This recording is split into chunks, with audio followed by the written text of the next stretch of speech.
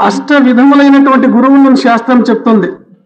బోధక గురువు, వేదక గురువు, నిషిద్ధ గురువు, కామ్యక గురువు, వాచక గురువు, సూచక గురువు, విహిత గురువు, కారణ గురువు అని. ఇందులో పరమ పవిత్రమైనటువంటి స్థానం ఎవరికి చెందుతుంది అంటే కారణ గురువుకే చెందుతుంది. అల్ప స్వల్పం ఏమో కొంతవరకు మిగతా గురువుల సహాయం చేయవచ్చు.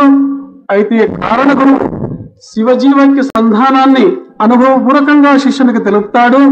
హస్తమస్తక సంయోగం చేసి జ్ఞాన జ్యోతిని వెలిగింపజేస్తాడు.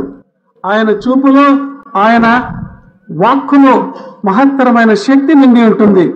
అటువంటి గురువు కొరకు వెదకాలి, పరిశీలించాలి, పరీక్షించాలి.